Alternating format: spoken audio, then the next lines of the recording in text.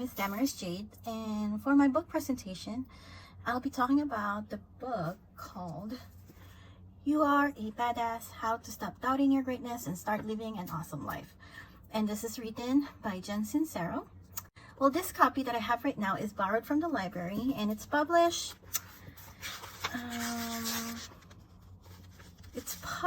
by Running Press and copyrighted in 2013.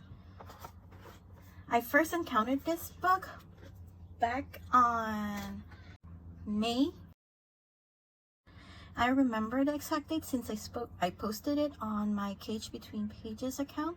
It's my Instagram account dedicated solely for books, and this is the post that I created for this book. That was way back in May 31st, 2020.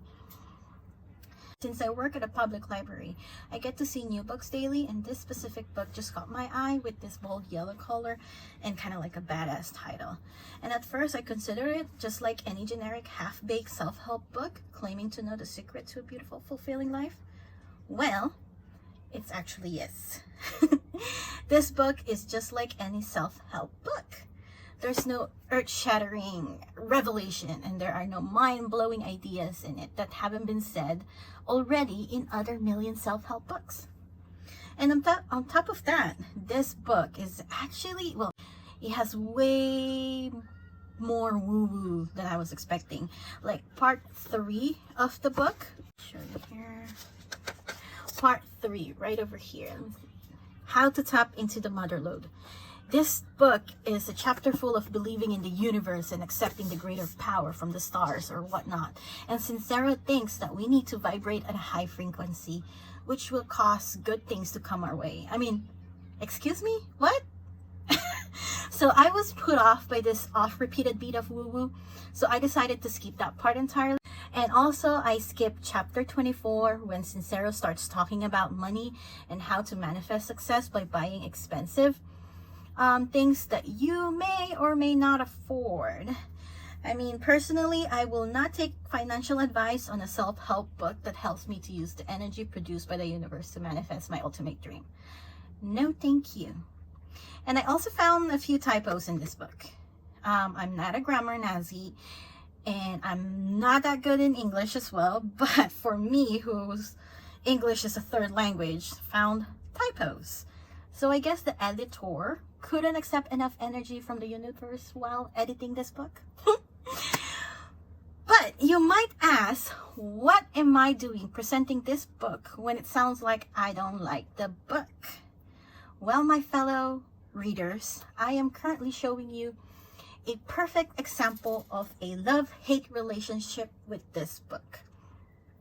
I mean, despite all the negative rant that I just did, there are a few positive sides to this book that I quite like. One is the healthy dose of humor and plenty of great quotes that I truly enjoyed. So as an example, I have a few that I mark right here. So my purple one, this is one of my favorite right here. It says, when we are happy and all in love with ourselves, we can't be bothered with the BS, our own or other people's. That's one thing that I want to keep in mind. And then another one is right over here, Loincloth Man. This is chapter 9. I like this quote by Andre Gide, French author. It says here, it is better to be hated for what you are, not to be loved for what you are not. Of course. And then another one right here. In this quote right here, it says, if you're serious about changing your life, you'll find a way. If you're not, you'll find an excuse. This one kind of reminds me of this Filipino saying, which is, I wrote it right here. It says, kapag gusto, may paraan, kapag ayaw, maraming dahilan. So, in translation, it just means that if you want something, you'll find a way. But if you don't want something, there's loads of excuses. So these are just a few of my favorite quotes that are in this book. One reason why I like it. And I also enjoyed her sarcastic real-life tie-ins, and when she started calling out all those little excuses that we tell ourselves. It's so spot on that I felt a little bit uncomfortable, kind of like I was being spied on. Also, sometimes it's just good to get a reminder that thinking positively is a better idea than thinking negatively. And thinking negatively toward myself and others comes as easy as breathing. So, although I'm not a big fan of this book, some of the positive vibe that was in it helps me, reminded me that even if things don't work out exactly as you want them, will be much easier on yourself simply by trying to have a good attitude instead of a poor one. And this book does that in a very snarky, sarcastic way that genuinely agrees with me. I'm like, that's my personality right there.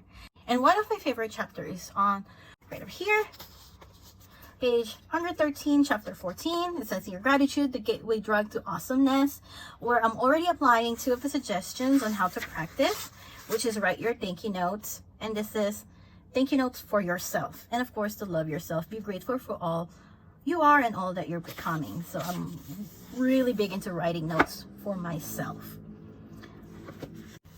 So overall, Sincero's You Are a Badass book, despite its inherent gushiness and multiple woo-woo moments, this book did reinforce some ideas that I already had about my role in my happiness, like my personal role into influencing my happiness, and it gave me a few new epiphanies to chew on, which made it somewhat okay self-help book in my opinion. Not the best, of course, but would I recommend it to others? Well, there's no harm in giving it a few reads. Then you can be the judge if it's worth your time. That's it. That's all I'm gonna say about this book. You Are a Badass, How to Stop Doubting Your Greatness and Start Living an Awesome Life by Jen Sincero. The end. Thank you very much for watching, and I'll see you on the next one. Bye guys!